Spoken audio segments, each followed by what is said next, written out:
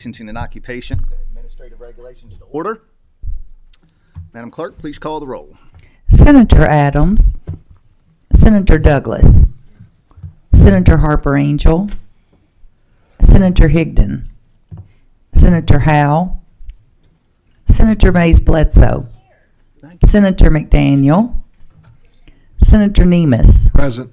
Senator Thayer, Senator Thomas, Representative Banta, Present. Representative Bratcher, Here. Representative Callaway, Representative Kleins, Representative Dixon, Here. Representative Pfister, Here. Representative Flannery, Representative Gentry, Here. Representative Heverin, Present. Representative Herron, Here. Representative Huff, Representative Jackson, Representative Kulkarni, Representative Meredith, Representative Neighbors, Here. Representative Palumbo, Here. Representative Pratt, Representative Smith, Present. Representative Timoney, Co-Chair Schickel, Present. Chairman Cook. I think we just have our quorum, don't we? Okay, we do have a quorum, so let's start with approval of minutes from the August 22nd meeting. Is there a motion? We have a motion by Representative Pfister. Is there a second? Second by Representative Banta. All those in favor signify by saying aye. All opposed, like sign. Minutes approved. Okay, let's get started. Representative my House Vice Chair, Tom Odell Smith's requested to go first, so he'll get his guys back on the road. So, sir, you know the drill. Make sure the green light's on, introduce everybody for the record, and the floor is yours. All right. Thank you, Chairman Cook and Chairman Schickel. I appreciate the opportunity to speak to the Interim Committee on License and Occupation. Actually, this what I call a bill, but what we're dealing with today, I tried to get it towards the end of the session last time, and it was really too late, and I couldn't find anybody who's willing to sacrifice their bill to put an amendment on. So anyway, what it deals with, and give you kind of a brief, it deals with home inspectors, and I know a lot of you are familiar with those. Mostly if you go to a financial institute and you're buying a new home or a used home, a lot of them are requiring that you get a home inspection, and mortgage companies do the same. The issue with our state association is there's no sunset on their liability. So if 5 years from now, 10 years from now, that person that got their loan can come back and sue them. And I don't think that that's fair.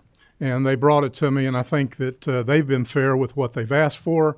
It mirrors an Ohio bill that just got done, and the president of the association will be giving you a brief on that. But it actually sunsets in a year's time, which is kind of a standard in construction business or any other business dealing with housing. But this is what it does, and I want to turn it over, Mr. Chairman, to the witnesses today. And the first one that we'll go with is Michael Hesterberg. He's actually president of the Association for the State of Kentucky. Mr. Chairman, thank you for allowing me to be here today. My name is Mike Hesterberg. I'm the current president of the Kentucky Real Estate Inspectors Association. I'm the past president of the Ohio Real Estate Inspectors Association. I've been inspecting for over 30 years. I want to thank you for allowing me the opportunity to provide this information about the need to make a change to our current home inspector law to provide relief from the liability burden that inspectors incur.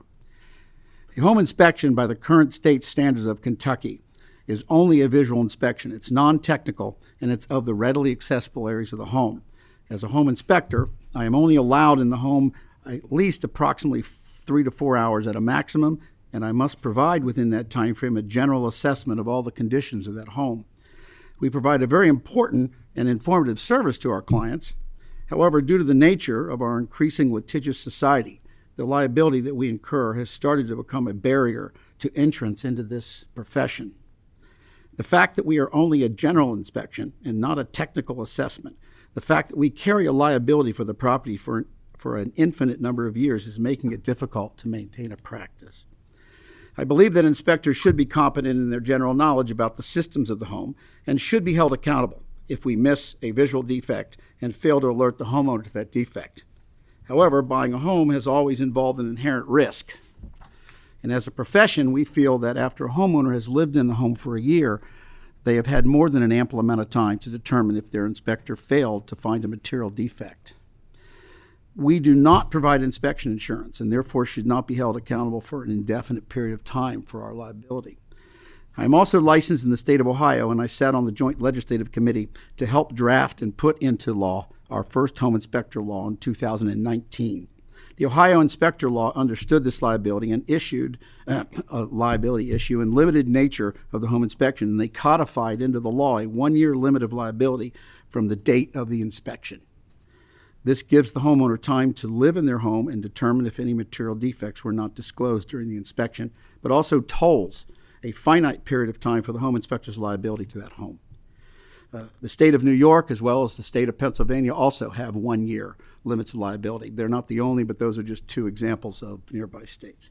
Our profession carries errors and omissions insurance as well as liability insurance. However, our premiums are running between $2,500 and $3,000 a year just for an individual inspector. In comparison, other service companies either do not have to carry E&O or their premiums are only hundreds of dollars a year. What we would like to see is a change to the home inspector law to provide this same relief in Kentucky as Ohio has by having a limit of liability that tolls after only 1 year. Thank you. All right, thank you very much. Mr. Pruitt, you got anything to add to that? Yeah, thank you, Mr. Chairman. My name is Mark Pruitt. I'm the Secretary of CREA. I've been a home inspector since 2016. And one thing I've noticed is a drop of licensees in the state of Kentucky. Since the last renewal, we've dropped 37%, and our membership at CREA has dropped 37%, to the point to where we're struggling to keep our organization going. We're the only nonprofit education organization in the state of Kentucky, and we're struggling right now due to lack of membership. We may not be able to have our spring conference. We usually hold a fall and a spring conference. And right now, it's looking like that may not happen because of lack of membership. We're in the public protection, and we feel like we need a little protection. 20 years down the road, somebody can come back and sue us. It's a little much, but that's about all I have. Thank you, Mr. Chairman. Okay, thank you. Questions? Representative Herron. Thank you, Mr. Chair. Thank you all for your presentation. I do have a couple of questions just to clarify. Would this be for new builds, or this is for all current housing, so houses that are already existing? It's a good question. Thank you. If we do a new build, meaning a final, meaning you've just bought the home and you're getting ready to do your final walkthrough and purchase the home, that is a home inspection under the law. Yes, it would apply to that. If we do phase inspections, the pre-drywall, the framing, no ma'am, it would not, because that is not under the state of Ohio a home inspection. So it would be anything that is under the licensed law of what a home inspection would be covered under that law. Can I follow up? Yes, ma'am.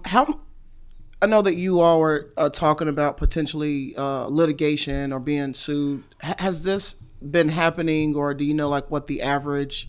So say an inspection happened 6 months ago, or 2 years ago. How long has it been that folks are coming back and attempting to sue some of the inspectors? I don't have an exact statistic, okay, but I do know from when we have our legal, we're required to have law every 2 years, and when our legal counsels lecture to us, they explain to us that they are having those kind of challenges. Now, I personally happen to know a colleague of mine that was sued after 15 years in the home, meaning the seller was there after 15 years, sued for that and prevailed. So those are the kind of stories we hear. Now, are we sued all the time? No, that's not the image we want to project. The reality is, though, we carry that pall, if you will, of liability around, and it's getting more and more. Again, it's turning into a litigious society. We all see this. So our concern is it's probably time to say, okay, we acknowledge the ability of a home buyer to have protection and get recourse, but there is a limit to where we weren't there doing technically exhaustive things. Therefore, how can I own everything in that home in a period of time? So, just one more thing and I'll be finished. Thank you for that. The reason I ask is I attended a session yesterday with the Kentucky League of Cities that was talking about the housing gap across Kentucky. And so I would just want to be sure that as we're moving forward, I know that we need to start building more homes throughout the state of Kentucky to help with issues around homelessness and houselessness, and then just the overall market of housing. And so I would just want to make sure that whatever it is that we're doing, that it makes sense, and that obviously that the inspectors are protected, but also the homeowners are protected as well. So I would really like to know what is some type of average, or what have we been seeing as far as folks being sued down the road. I know that you said one situation was 15 years, but if I could get some of that information and numbers, that would be helpful to me. Thank you. You're welcome. I will certainly look into that. In fact, we're going to have our council here this weekend at our conference, and I'll see that I ask him about that and get some kind of statistics for you. If I could also add, as far as this new construction, what we're finding out is they're putting up homes when they are building in such short periods of time.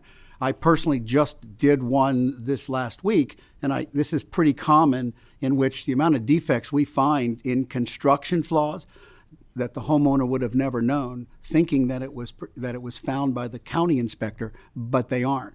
And that private inspectors find those things. They were able to get recourse at the moment before their 1-year warranty expires. So, Thank you. Representative Meredith. Yes, thank you, Chairman Cook. I appreciate the opportunity to ask this question. I certainly understand the indefinitency in the current language, and I think that is probably a real problem with what you're dealing with. I also have some concerns about a 1 year from the date of the inspection, just with regard to that being such a short period. Obviously, I do understand you're mirroring warranties and real estate transactions, things of that nature, but with the ability to carry an error and omissions policy, I would think maybe a little longer period would be valid, not indefinite again like the current language is, but would you all entertain something maybe in the 2 to 5 year range in that discussion? probably 5 years would be too long, because it might as well be 10. We have what's called tail insurance.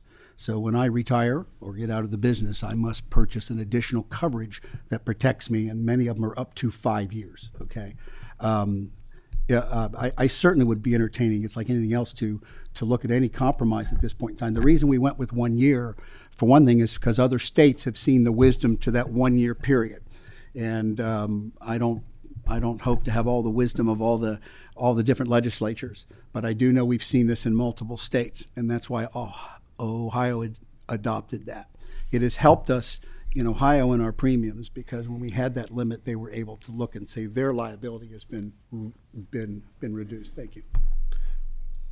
I know you mentioned Ohio. Do you know how many other states have the 1 year total? I do know that Pennsylvania does, and New York does, and Ohio does. I'm not aware of any others, but they're just representatives of 3 states I happen to know of. I think one of the things that you could bring to us that might make us feel a little more comfortable with this process is if you could survey across the nation where those different year ranges are. Like I said, you've said maybe 3 that you know of for sure on this 1 year, but see where everybody else is at on their time frames to see where most of the nation is going. I think that would be helpful as well, just so we're competitive in the marketplace. Not 3 is not a whole lot in the grand scheme of 50 states that we're talking about. So I think it would be good if we could go through that whole process and see what all the 50 states are doing. Yes, sir. Thank you. Representative Bratcher. I've learned something today, because I was thinking that the home inspection process is not thorough to begin with, and that's an understanding that everybody has at the beginning of the inspection. Is that not true? No, sir, it's very thorough. We have an established standard of practice that's been established since probably 1974. And the reason I say that is because, sorry to cut you off, but there was a house in Saratoga Woods that the guy that bought it, it was just, I could go into detail on the issues, but it was just some very horrible design. And he had a home inspection, and going through the process with him on what that inspection did, I mean, he didn't have to, or there was no requirement that they, for example, move a washing machine and look behind it, or move any kind of things that are hard to move. Is that true? Well, what you're referring to is, yes, it's true in a lot of ways. We are not allowed to touch anybody's personal items in their home.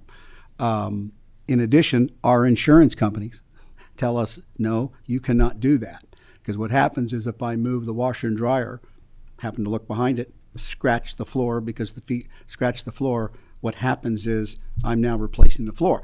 So they've said, you don't move anything. So we're kind of in a box. We've got a very good standards of practice. It is very thorough. It's like, I can give you the analogy of a physician. They're taught how to do how to do physicals. And you go to your doctors, they all do it kind of the same way because it's a proven way to look and find things in the body in a general way before you get specific. We have the same thing. So if it's adopted and looked at in a thorough way, we catch most of the things. But you are correct, Representative. We don't move personal items. If we do, it's at our own risk. But it just seems like if they can't move, if they had moved that washing machine, they would have found the. Well, it's interesting. That goes to his practice. I personally don't move washing machines, but I have the ability to look behind them. Okay, there are tools available for me to do that, and I carry a small little scope, and I look behind it, and I can see what I can see. So that actually has to do with and this is what CREA does. We train, which is why online is not always the best. We're trying to do it where you come and you spend 2 days, and you get that kind of education. All right, thank you. Representative Dixon. Thank you. Mr. Chairman, kind of a statement and a little bit of a question. Original question I had was how many states, have that same infinite time frame like ours, but Representative Meredith kind of alluded to that just a minute ago. So I think that information would be really key for this committee is how many states and where do they set at this time frame. But from being in the construction industry, I do see the point in what you're bringing to the committee because most warranties are a year to 2 years on most constructions. So that would be, the 2 year would be right in line with kind of what a building warranty would come. So I do understand that, and thank you for presenting today. Thank you. All right, thank you. Representative Smith, good discussion. Thanks for bringing this up today. Thank you for your time, Mr. Chairman. Yes, sir. All right. While they're moving away, let's go Eastern Kentucky University Fire Safety Engineer Program. You guys want to make your way to the table?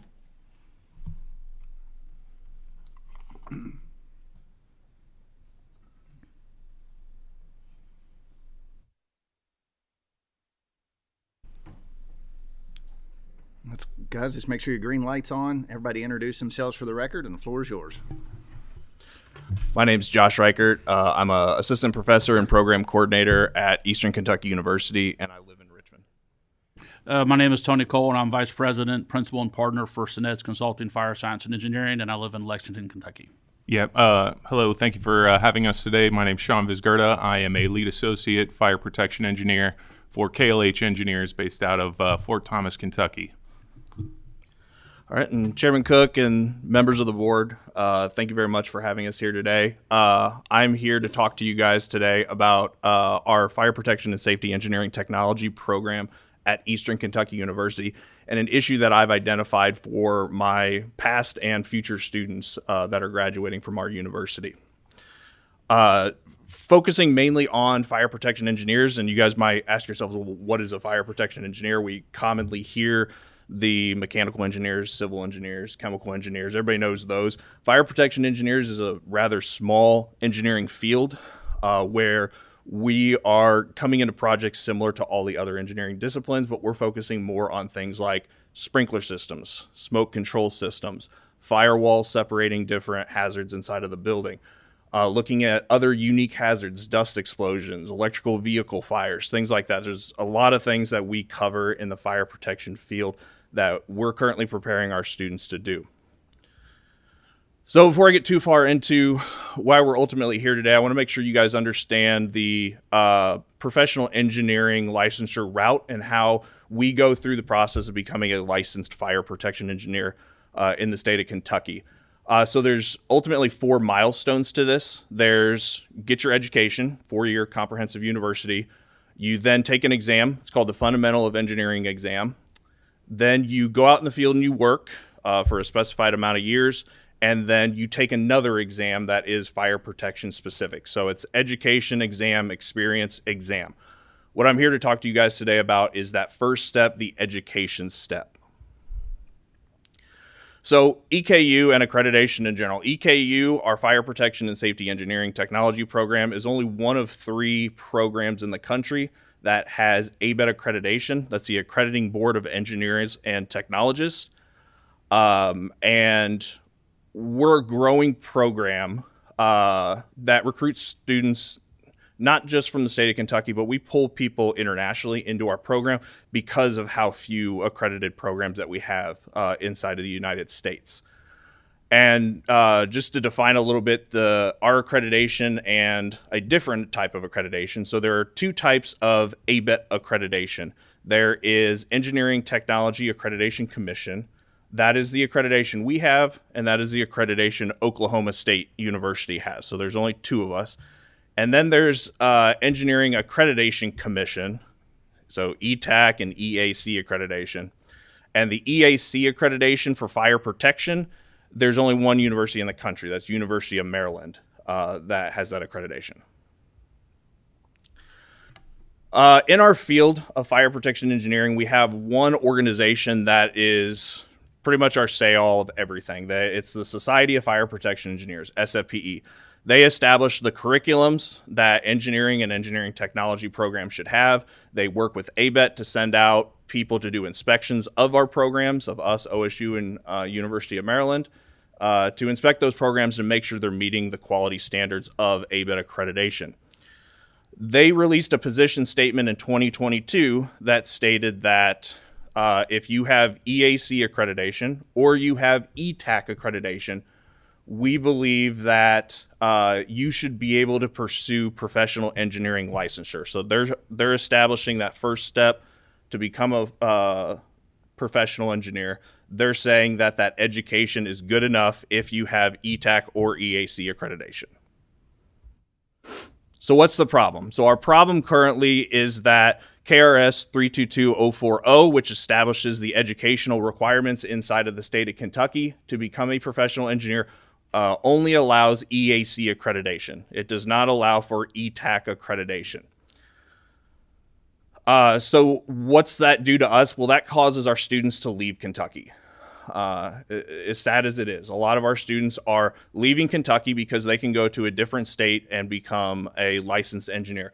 Currently, there's about 30 other U.S. states that accept the ETAC accreditation to become a licensed engineer. So most of our students are leaving Kentucky and going elsewhere.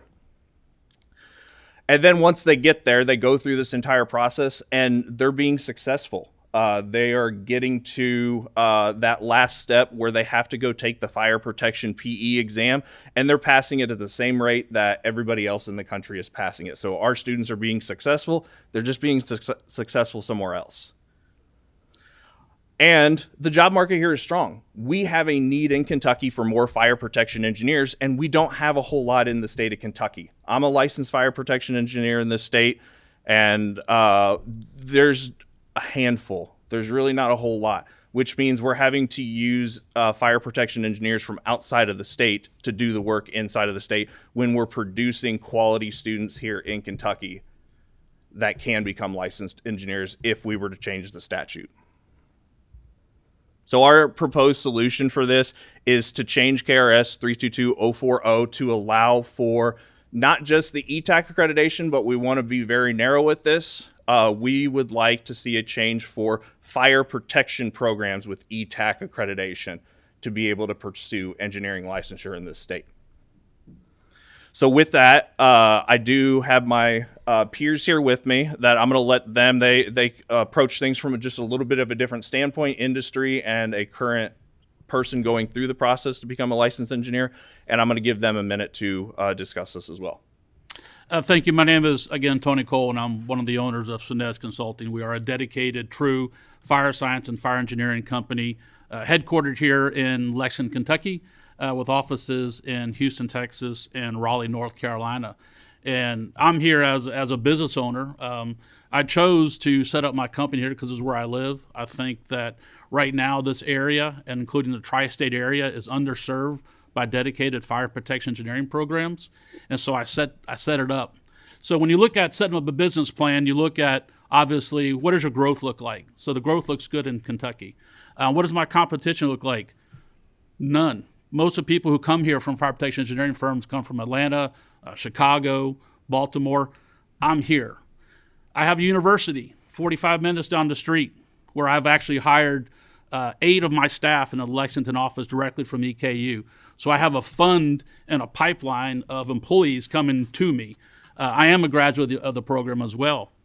So when you look at your business plan, you think, well, that's a pretty good plan, right? No competition, good growth, and manpower. Unfortunately, none of the staff that I've hired can get licensed in the state of Kentucky. So I have to go now to University of Maryland and hire their students. So even though I participate in the job fairs at Eastern Kentucky University, I still fly my staff to University of Maryland, and we participate in their job fairs to bring people to Maryland. And so you wonder, well, why would someone move from Maryland to Kentucky? Salaries. I don't know if you know this or not, but in the state of Kentucky, the median salary is $54,000 a year. I pay a fresh graduate about $75,000 a year. He has the potential, without bonus, to be at $100,000 within 5 years. Passing the P exam to my employees is a $5,000 to $10,000 bonus to them. And these are salaries not including bonuses, which is generally 10 to 15% of their annual salary. So I am offering, because of the fact that there isn't a lot of fire protection engineers out there, I'm offering very competitive wages in an environment that allows them to have a very well established lifestyle. But at this time, including myself, I have not licensed in the state of Kentucky. I'm licensed in 8 other states, passing the same exam that anybody who in the state of Kentucky would take. I passed that exam. And I passed that exam being told that my degree isn't as good as other degrees because it doesn't have the EAC after it. Well, I should get a PE with a star next to it because I passed it not following that particular statute. So from my perspective, when I sit down and look at growing my business, which I started here in Kentucky 2 years ago, and I now will have 16 employees total after 2 years in business. I believe that by changing this, it's going to make me a lot more competitive, not only in the market, but against my competitors who are coming in and trying to operate business here. So I think it's kind of interesting. In terms of demand, it's a huge demand.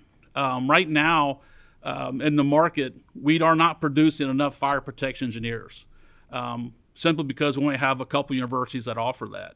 So the demand is tremendous. It is a fight when we go to these job fairs to get this staff. I mean, a fight. so from offering salaries to these graduates and to these fire protection engineers, and then offering this service, because as Josh mentioned, we are a specialty niche service. Okay, we do things that mechanical engineers, electrical engineers, and chemical engineers do not do. Right? We have advanced training. We do advanced modeling. And at the end of the day, it's about providing that level of fire safety for the community, which ultimately is what we do. So that's kind of my spiel. Yeah, thank you again for allowing me the opportunity to speak in front of the committee here. As Professor Reichert and Tony has said, I'm also an EKU graduate from the Fire Protection Safety Engineering Technology program who is currently pursuing an engineering license from a different state. The reason for this, again, is we've made clear, unfortunately, I'm not allowed to pursue a license in the state of Kentucky.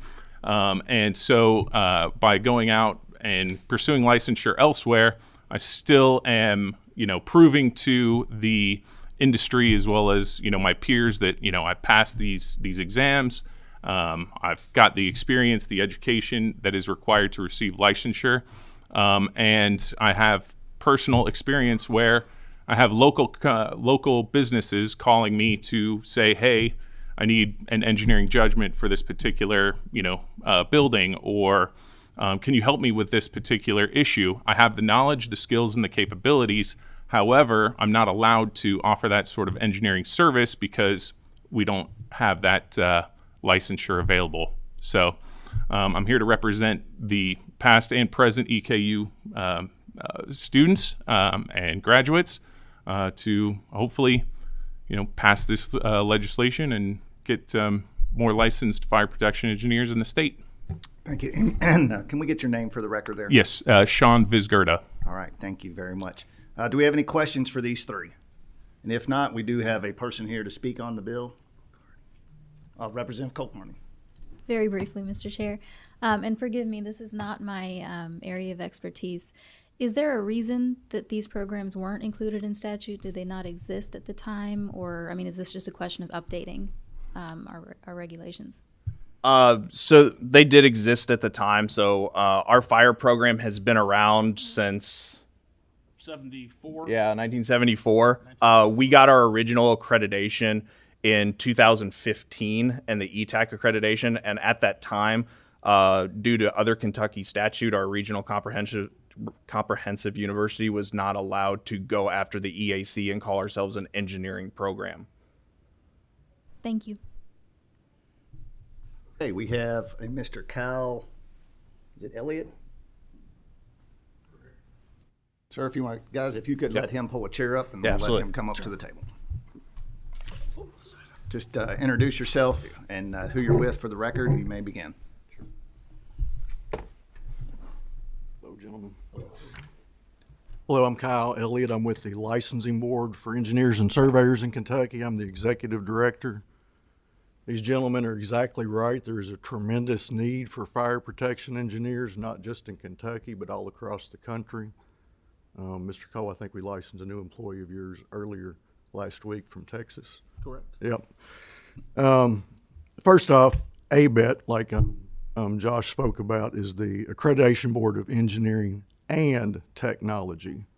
ABET recognizes there's two different levels there, engineering and engineering technology. There are two commissions within ABET for engineering. It's the Engineering Accreditation Commission and the Engineering Technology Accreditation Commission.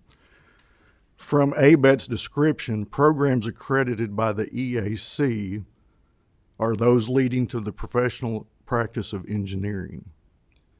Programs accredited by ETAC prepare graduates for careers in sectors such as construction, manufacturing, product design, testing, and sales. I recently looked at an evaluation of an ETAC fire protection degree that had been evaluated to see if it would meet the requirements of Kentucky's EAC requirements. And that individual had 3 hours of the required 48 engineering design and engineering sciences. So they did not come close. Luckily, the person had advanced their education and received a master's somewhere else and made up some other courses from another university, so they were ultimately licensed. So we do have a path for engineering technology graduates to become licensed in Kentucky, but it requires something beyond the engineering technology degree. It requires a master's from a program that is EAC accredited, which would be a mechanical program from UK, U of L, and possibly Western, or somebody that would go to the University of Maryland and obtain the master's there in fire protection could also become licensed here.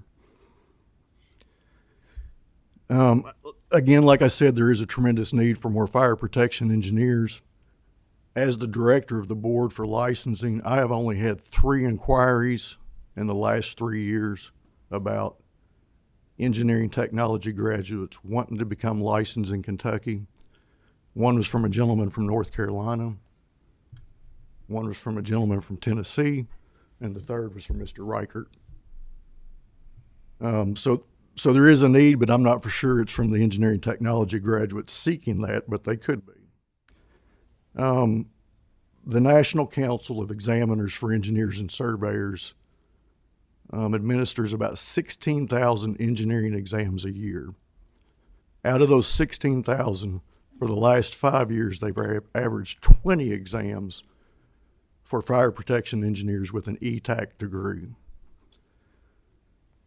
For an EAC degree in fire protection engineering, the number is about 150 average over the last 5 years. So it's a small number of people. Again, we do have a path for licensure for ETAC degrees. And rather than lowering the requirements on the education to become an engineer in Kentucky, I would prefer to see EKU grow their program to be an EAC accredited program where they could draw people from across the country and they could become licensed anywhere. Thank you. Thank you. I'm going to let EKU respond to that. Sorry. Yeah, so to address his final comment, we have actually put together a proposal for the rest of our university to pursue full fire protection engineering degree, in which that one would become EAC accredited. The problem we have with that is our current students that are going to be graduating and our past students since initial accreditation are then going to sit in that window of where they still cannot become licensed in this state, even though they're going out in other states and becoming licensed there. Yeah, I'd also like the comment too regarding the education requirements. I still pass the same test that any other graduate would pass from the University of Maryland or from the University of Kentucky or from the University of Louisville. So I think ultimately it comes down to not just having the education, right? So it's not just that you have to have the education to be licensed. You have to still pass the test. So ultimately, if you can pass that test and demonstrate that knowledge, I fail to see whether I have 30 hours of a particular training or 38 hours or 24 hours. If I make it up in other areas, I can still pass the test. And ultimately, that's what it is, right? It's passing the same test as a national standard offered by NICES. And so, which I did. I've passed that test. Ultimately, in addition to that, other states, including states to the south of us, Tennessee, North Carolina, Georgia, they all recognize the engineering tech degree. So I think at the same time when we can talk about this, ultimately it doesn't really matter because you still have to pass the test. And so if you still have to pass the test, and I did, but I can't get licensed here in Kentucky. And I think somebody said 30 other states do recognize this? Correct. Yes, sir. Yeah, I'm aware of 27 states that do recognize engineering technology as a path to licensure. They have requirements for additional experience. Kentucky requires 4 years of experience to become licensed as a professional engineer.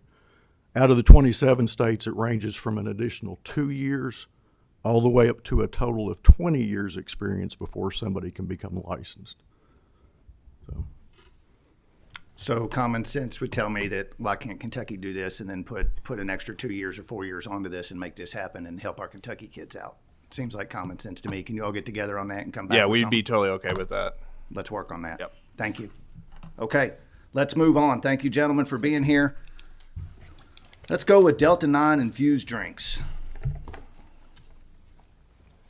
Good to meet you, Steve.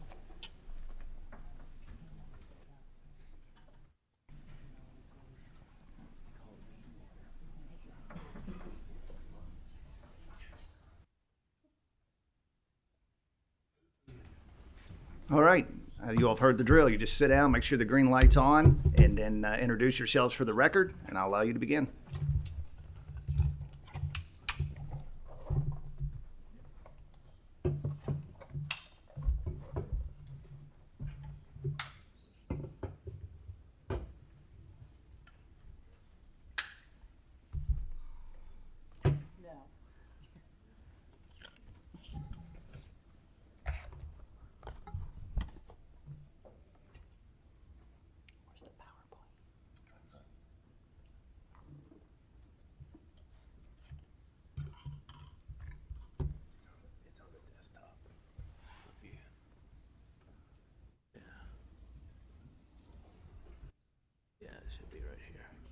While they're getting it set up, I am allowing props on this one. I wanted members to see these cans. These were new to me. I didn't know these existed until a couple months ago, and I want everybody to kind of see what these are and what's being produced. Would you out like there. me to bring them up? Or you just But so leave them right there after the meeting. If you all want to stick around, anybody wants to look at them, we'll do it that way. But I Perfect. just want everybody to see those cans. Good morning. Thank you, Chairman Cook and Chairman Schickel, for allowing us to come and present in front of your committee today. My name is Jennifer Doring, and I'm with Seligman Distributing. Good morning. I'm Adam Klein with Heartland Harvest Processing and Floral Beverages. I'm Joshua Mulberry with Heidelberg Distributing.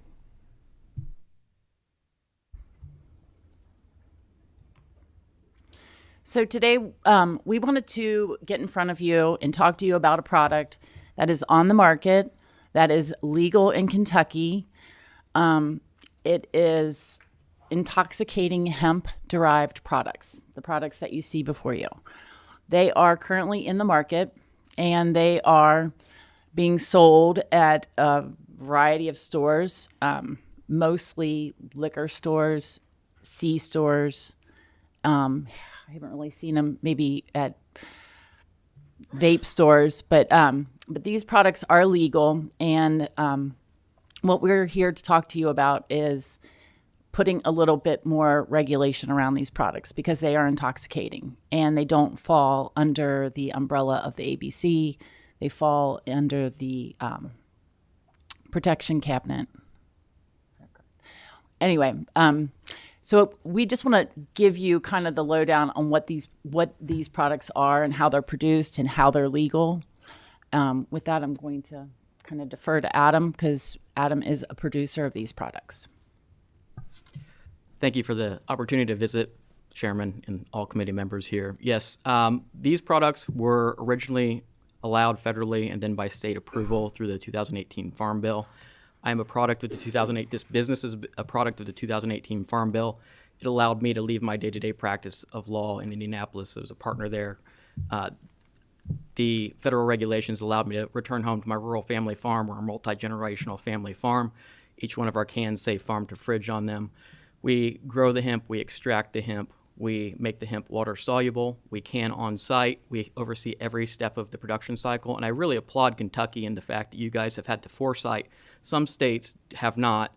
We require all of our distributors only to distribute our products to retailers who will enforce the 21 and over. We have absolutely no interest in distributing potentially intoxicating products to children. We've gone through the business registration process and the product registration process here in the state of Kentucky. You do have an extensive process to require that each registered product be a safe and efficacious product, meaning that what's in the can, what we say is in the can, matches what is in the can.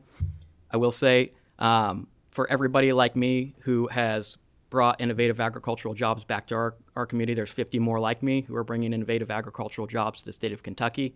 And as much pride as we take in growing our hemp in Indiana and doing a good job with it, there is absolutely nowhere on earth that can grow hemp as well because of your climate, because of the growing degree days, and because of how your sunlight works here in Kentucky. The timing of your sun allows Kentucky to grow hemp at a quality unparalleled anywhere else on earth. So not only do you have the opportunity to have a very signature product similar to your bourbon industry here, I know that hemp acreage went down for a few years, but it's back up on the rise. We've been here in the state, oversaw 700 acres of growth here in the state. Family farms are benefiting from products like these, and the fact that we have buy-in from wholesalers such as Seligman, such as Heidelberg, who have a well-established precedent of bringing adult products to market in a safe manner. I think that you've got a real opportunity here to grow this burgeoning industry. So I appreciate everybody's time and attention and ability to visit today, and I'm happy to answer any questions as far as the process of how we take hemp-derived products, which, again, to be hemp-derived, you have to be 0.9% Delta-9 THC by dry weight before it leaves the field. And our products also have to be very low in Delta-9 THC, again, below that 0.3% Delta-9 THC by dry weight in our cans as well. So I do want to distinguish ourselves. We are not marijuana. We are hemp, and we are a hemp-based product that has a track record of delivering safe and effective products and per the regulatory structure that you currently have in market current. I'll chime in here. So again, thank you, committee, for meeting with us today and allowing us this platform to talk about this. The reason why we're here is that we have a lot of these steps in place to make sure that the product itself is safe if it comes here. Part of the problem is there's part of the framework is built out to keep Kentuckians safe. A lot of it is not. So there's checks and balances on the front end, but there's not a lot of enforcement.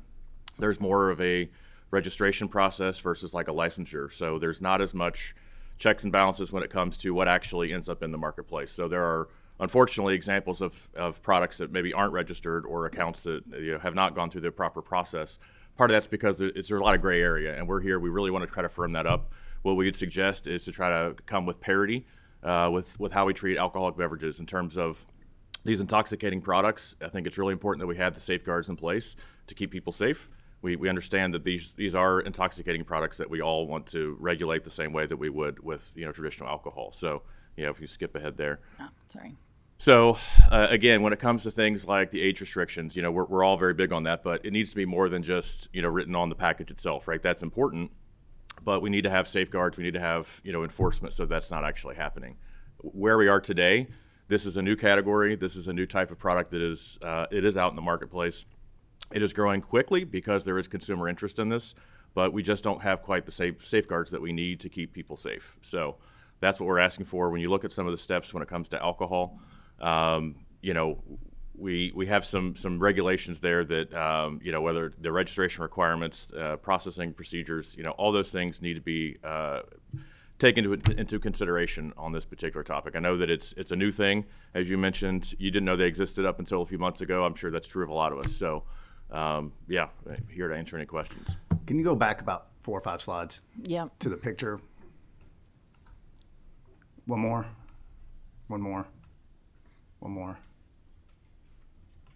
Right there. It's a bad slide. Pick up those cans. One of those cans says right on there. It tells you wait 30 minutes. I don't know where you're going with that slide, but I think we're here because it does have an intoxicating effect. Well, I think what we were wanting to kind of differentiate is that the CBD products that are out in the market that don't have an intoxicating event. Okay. I just want to be clear that effect. these cans, when you go and pick these cans up, the reason we're talking about these is because they do have an intoxicating effect. It says right on the can. Yes. So, all right. So we just kind of want, sorry. Thank you for clearing that up. I just want to make it clear, like, hey, we're not here talking about something that doesn't have an intoxicating effect. These very much do. But these products that I'm showing you are not the same product. Right. And we're not, so different products. So these Yes. products do. These are Delta 9. They have 5 milligrams. I think some of them are 2.5 milligrams of THC in them. Correct. What we're talking about today is how do we regulate these? Okay, everybody knows we have 3-tier systems. What we do with alcohol, these are in a very much a gray area, I could say right now. And what we're talking about is how do we put these for consumer protection on the market? So that's what we're talking about. And I'll turn it over to Senator Sickle has a question. Thank you, Mr. Chairman. Real interesting topic, and I know there is a lot of confusion, and I hear a lot about it from my constituents, people, and I'm really glad you're here today because it's a topic I don't know much about at all. But give us an overview of what you think maybe some reasonable regulations would be, and of course we're in the interim. This is just a discussion, but who do you think would be the best agency suited to oversee it? Well, I mean, Seligman sells intoxicating beverages, and we are regulated by the ABC. And it seems like the ABC is familiar with these kind of products.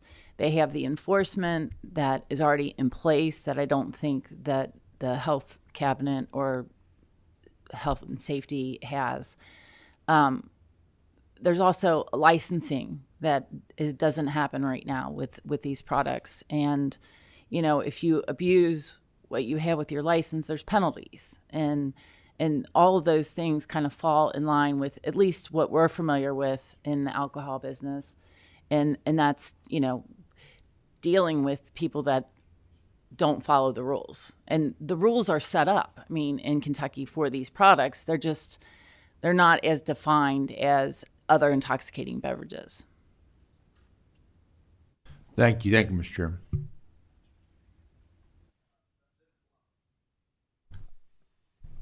Thank you, Mr. Chairman. Very interesting topic, and thank you for presenting to us today. I have a couple questions. I thought you said it's not under ABC, but is under public protection. Is that correct? It's under. That is correct. It is under public protection. And you talked about this. It's in a lot of stores. Is it in Speedway? No, not Speedway. But I'm sorry?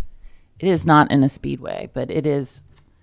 Here's an example of a convenience store, and it is in the beer door is where it's been placed.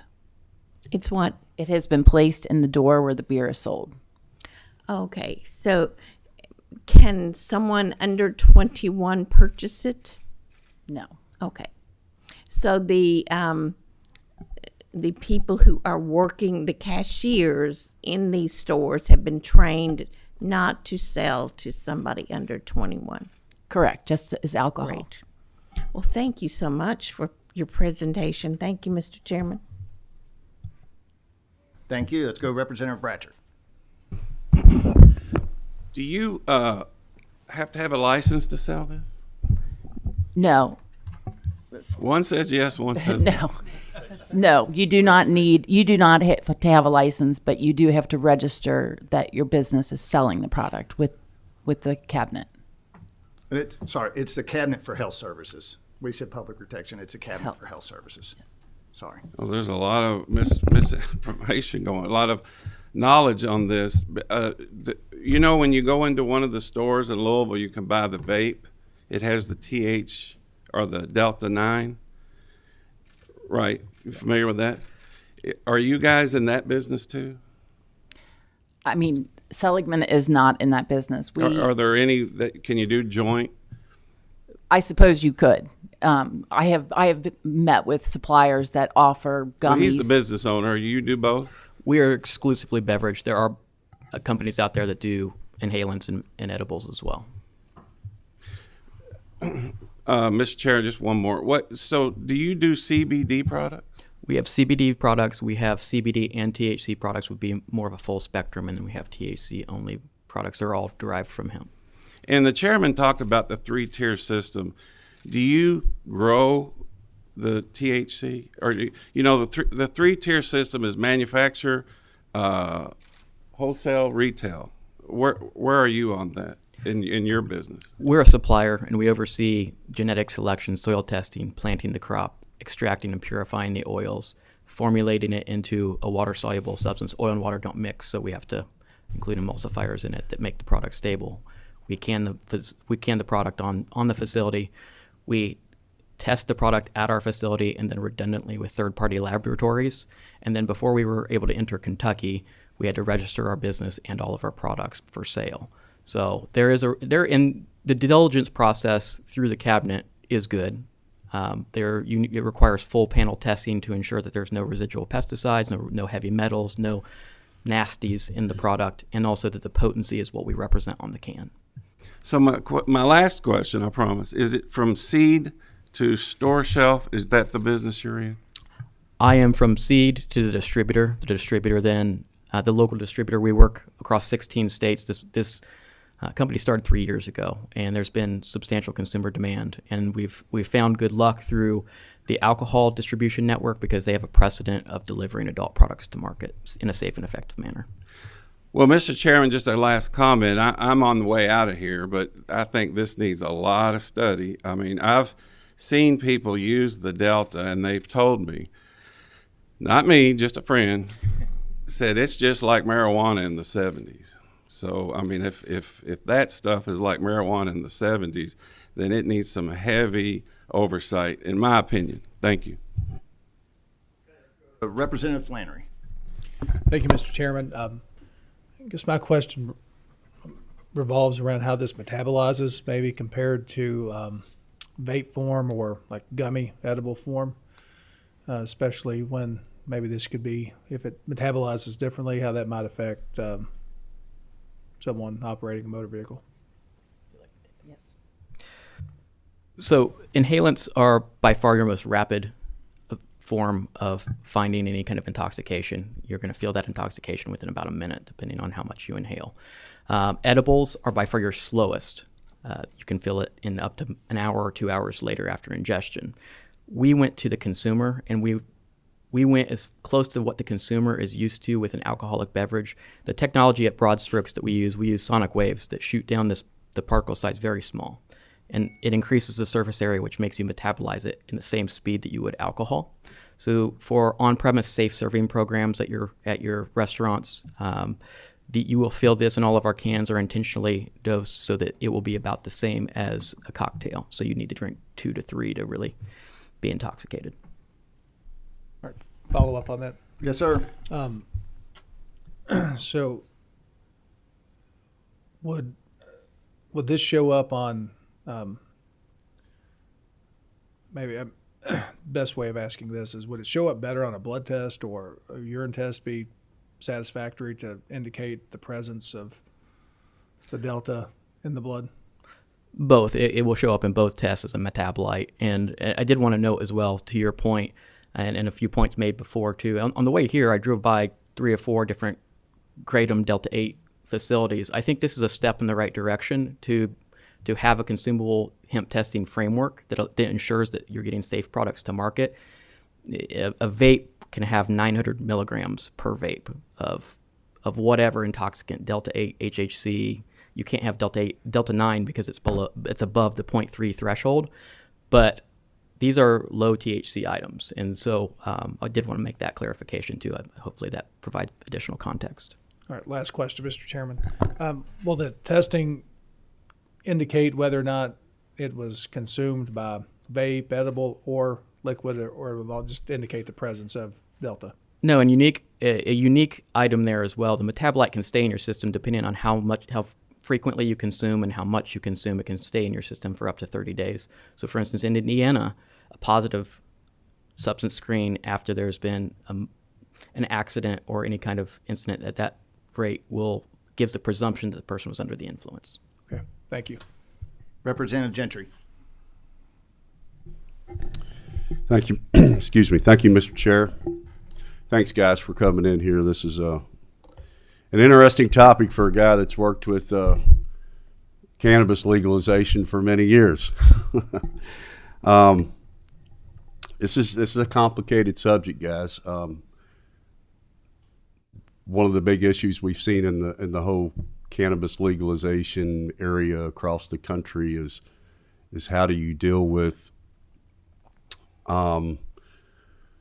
driving under the influence, of detecting it, that sort of thing. You know, Delta 9 THC doesn't dissolve 100% solubly like alcohol does, so it makes it a little more challenging to detect an intoxifying level, so to speak, because there is a portion of this that is absorbed or is stored in fatty tissue, so it does stay in your body. Metabolite does stay in your body for quite a long time, which provides a little extra layer of complexity when trying to assess impairment. In this state, we actually have a big problem with our workers' compensation program because we changed that a few years back, and a lot of times we'll pass bills and we create unintended consequences. And it's something that I filed a bill on several years ago, and it's still sitting there that we need to address, which basically says that you have an accident in the workplace and a blood test reveals that you have illegal substances in your body at any level, then they change the presumption status so that they basically says that it is presumed that that substance caused the accident. So it could deny you from workers' compensation benefits. So this is something else where we're putting Delta 9 product in our bodies, and there could be an accident that happens in a workplace accident that causes serious problems, and the person is not intoxicated whatsoever, but because they are a chronic user of a product, even CBD oil, you could detect minute amounts in a blood test, which opens the door for denying this person workers' compensation benefits. But anyway, I'm sorry I ranted on about that, but that's still a problem that we need to address, especially with in January, we're going to have a medical cannabis program that's legalized here in the state as well. So we are past time to address that situation. This thing here, I'm all open for ways to regulate this better, maybe through ABC. I don't know what the exact or the best way is to do that. And I guess my question would be, I think you pretty much answered it, really, because I was going to ask what type of intoxifying level is produced by drinking a can of this product, and I guess you were comparing it somewhat to a can of beer. Did I hear that right a while ago? Or can you expand a little bit more on what kind of intoxicating effects are produced by the consumption of this as it relates to, say, driving under the influence of the product, and what can we do to identify that in the field other than just regular field sobriety tests? Yeah, so as Adam mentioned, the level of THC in these 2.5 milligrams, that would be akin to like a beer, more or less, maybe even a little bit less than that. So you're talking 2 or 3 of these before you would have any effects that you would feel. But that's part of what we would like to regulate, is making sure that, so in other states where there have not had any strong protections in place, they have products that are far stronger than this, and we want to keep it to a safe level that's, again, easier to track when you're thinking about things like driving. We want to make sure that there is a safer level of consumption. These are 2.5. There's some that are 5. There are products that are 40 and 50 milligrams. Those would really mess you up, right? So we want to make sure we're keeping it more to the safer products. That's part of the goal. And I'm assuming that this product is similar to other Delta-9 products, that if you have someone that does it quite a bit or is more of a everyday user, that the I can't even say the word, sorry. The effects on them is probably not as much as someone that is not a very common user. Is that correct, with Delta-9 in the body? The pharmacokinetics of it are that you will build a tolerance over time, similar to alcohol, and parity with alcohol as well. There are penalties for selling alcohol to underage minors. Retailers can get in trouble for that. We're suggesting parity with alcohol. We have businesses here who have long-standing relationships in the state of being able to deliver adult products and adult routes to market. Thank you, Mr. Chair. Thank you. All right, we got a couple questions left. We still have another topic after this, so let's put our foot on the gas a little bit. Go to Senator Nemes. Yes, thank you.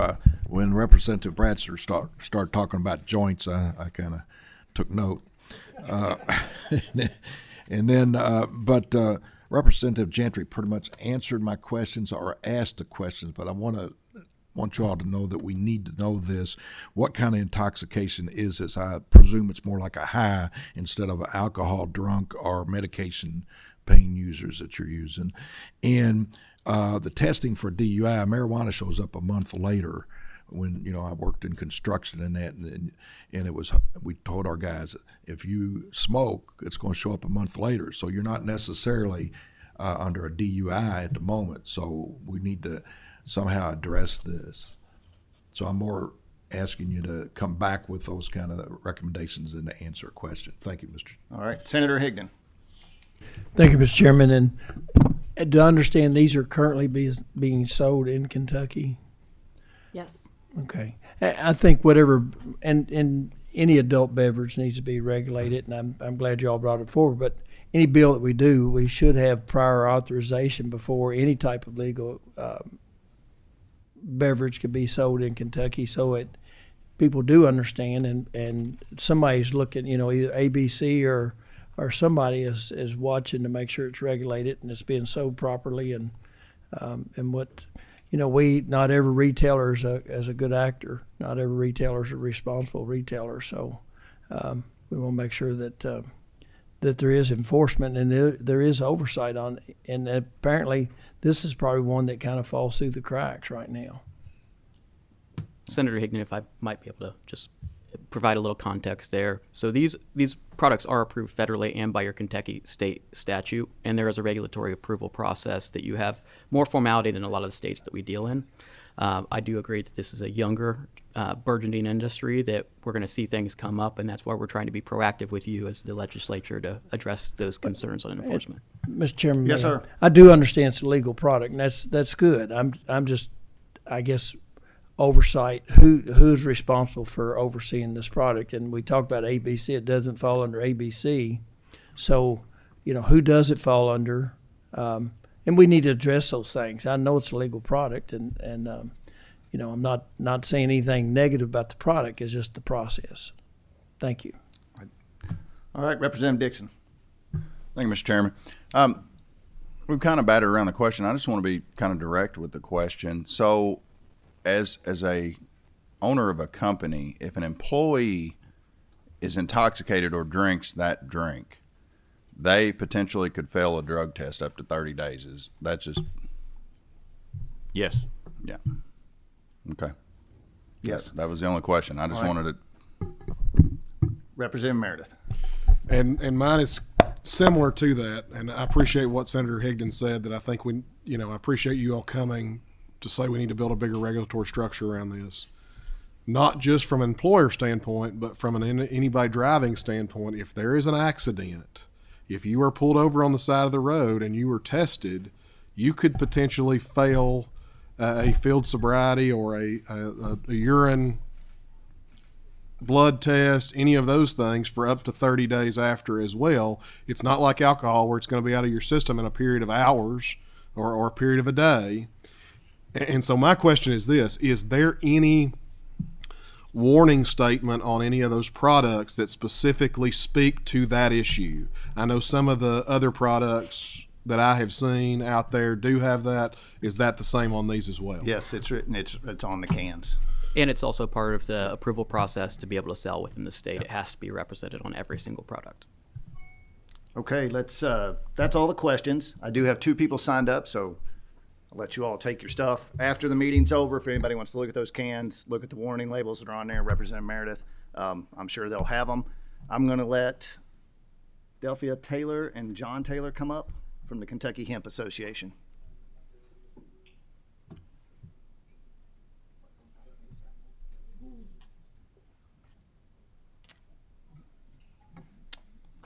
All right. If you all could just make sure the green light is on, state your name, who you're with for the record, and I'll let you make your statement.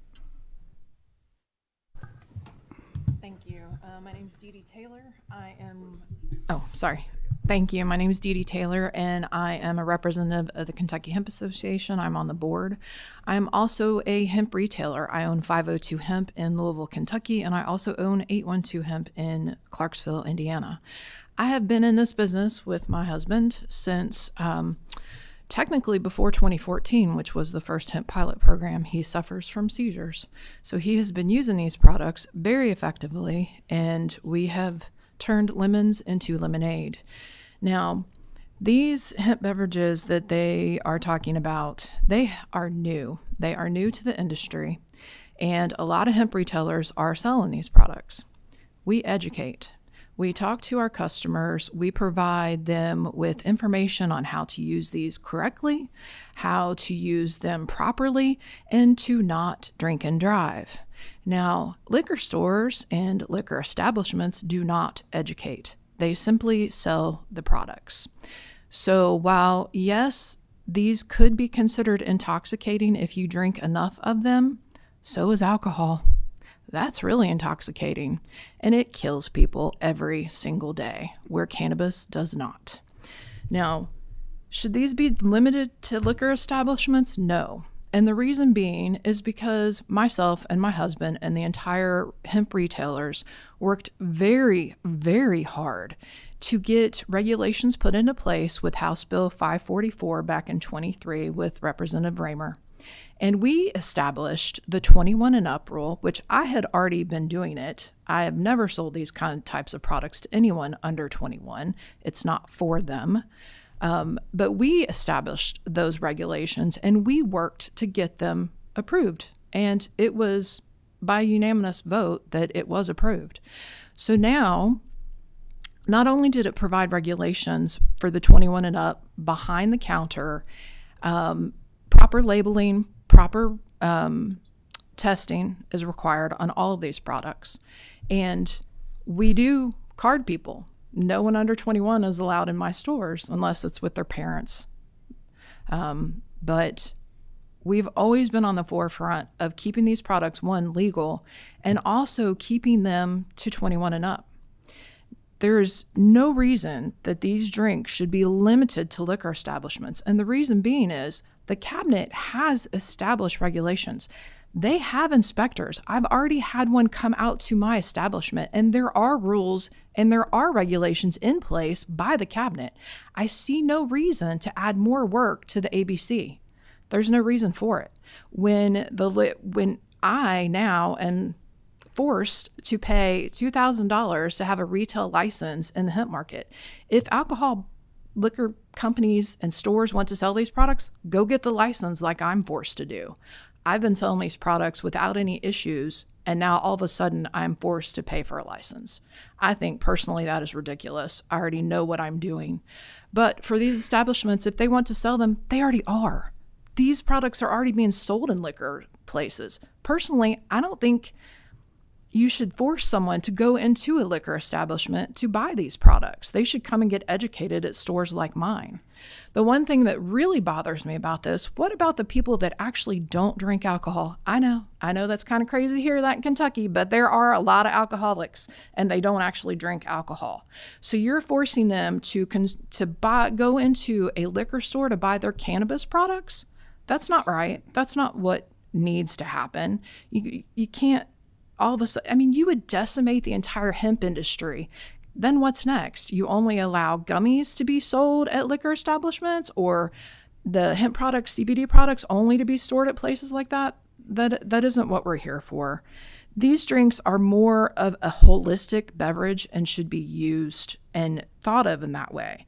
And with the cabinet imposing all their regulations and their inspectors, and they're hiring more all the time, they're pretty regulated, more so than what has been led on to believe.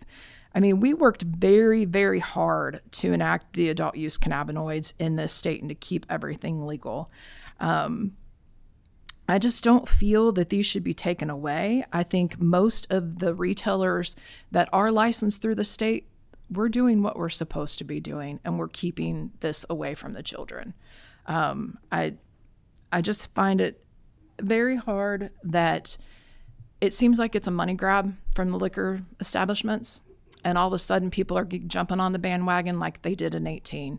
So please take that into consideration. There are rules and regulations in place, and we are following them. And there are consequences if you don't. You can get in trouble. You can have misdemeanor fines filed against you. So please keep that in mind. I do not feel that the ABC needs to run this. Let the cabinet run it. They're already imposing these kind of rules and regulations. Thank you. Okay, thank you for your testimony. Any questions? All right, thank you very much. Let's move on. Representative Callaway. We're going to talk about, if you guys could. Oh, I'm sorry. You're going to speak. Oh, sorry. Did not mean. Yes, I sir. won't take much time. I just wanted to kind of reiterate some things. As my wife said, we're both here as representatives of the Kentucky Hemp Industry Association. I was one of the first extractors in Kentucky beginning in 2014. Unfortunately, I had to learn how to make CBD oil in my basement because seizures were killing me. There was no solution that pharmaceutical drugs brought. And so in the course of learning how to make this oil in my basement beginning in 2010, I stopped having seizures. It's just that simple. This stuff works. We were very blessed in 2014 to be able to operate as a pilot licensee in the Kentucky hemp industry. But I'm going to be short and frank, but when I had to move my facility out of Kentucky, the regulatory environment became so prohibitive. The Department of Agriculture made the rules so difficult that it was more profitable for me to move over to Indiana. And so I closed down my facility. I laid off all of my employees, and I set up shop in Clarksville, Indiana, with a much more friendly and open regulatory environment. And I'm going to bring it. Yes. In. Mm-hmm. We had to, we're not going after CBD. No, or any right. laws. No. We're simply talking about a Delta 9 drink here. So I just want to keep us on. And what we want is that the legislation that's been passed through last year's bill is already in place. It already works. There's already a licensing system. And the most important thing is testing. That's what I was getting to. The whole point of having this in place is that the products are tested. The supply is tested, the hemp is tested, and products are tested before they go out. That's unlike alcohol. And where I would say is we need a unique cabinet that's licensed by an agency that has the funding is to be able to inspect the COAs, to be able to make sure the product is safe, and so that any product sold on any shelf in Kentucky is what it should be. I support the speaker before that says it is important that these products are dosed right. We don't want somebody taking 2.5 milligrams and getting 25 milligrams. That's a horrible experience. You can have somebody overdosing on these products unknowingly. So, again, I'm not going to go on and on about this, but we just encourage support of the structure that's already in place, really for purposes of safety. Great. Thank you all very much for coming here today and your testimony. Representative Callaway. Last subject, employment, application, and licensing process for convicted felons. And Representative Callaway, you know the drill. Thank you, Chairman Cook. Thank you, Chairman Schickel, for allowing me to present. I am Emily Callaway, and I represent portions of Jefferson County and Bullitt County. So this was House Bill 124 last session. It has unanimous support in the House. Unfortunately, we didn't get it through the Senate. So we are just picking up where we left off. We have worked closely with state and city hiring agencies, talked with licensing boards. This is just continuing momentum that was started back even 2017 to reduce some barriers for what I call second chance citizens, a person with criminal history, felony on their record. We want to remove barriers and get them back into the workforce. 20% of our occupations are licensed in Kentucky. We've got about 15% of our population working for public employment. So that's who this is targeting. And really what the bill does is three main things. It improves the application process.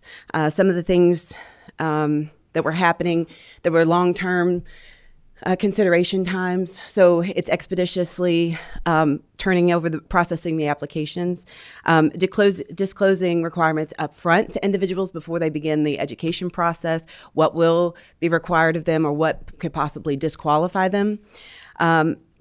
Second, there's intentional transparency. We're requiring that those things are made public. Any education, any possible, again, disqualifiers in the process will be made known up front. If there's a background check required, you'll know before you go through the education process. And third, the specific criteria that shall be considered by hiring authorities, it will look more like a due process. So an individual has an opportunity to present, and the board has a responsibility to consider 11 or 12 different pieces of evidence about the individuals. This is something that's happened in the past. This is the rehabilitation they've been through. This is the education they already have. This is what they're doing in their personal life, how they've improved. So they can present their case and to be considered more thoroughly. And then in the end, the board will actually have to give a reason if there is a denial for the denial. So to be clear, it won't be something ambiguous. It won't be, lack of good moral character that has sometimes been implemented. So this is really just reducing barriers. Again, continuing momentum. Kentucky has started working on this, just improving our workforce. This is reducing recidivism. This is public safety. And if we've got 1 in 3 is this figure that has criminal history. So we've got 95,000 unemployed right now. So this could potentially put 32,000 people back to work. So it's a good bill. I've been working with Goodwill, reached out, Kentucky Association of Manufacturers. Yesterday, I even had Jubilee Jobs of Lexington reach out. People are really excited about this, and we need to see it through. So thank you for the time today. Thank you. There you heard it. Any questions? All right, just a reminder, L&O Day at the Red Mile, and we're adjourned. President.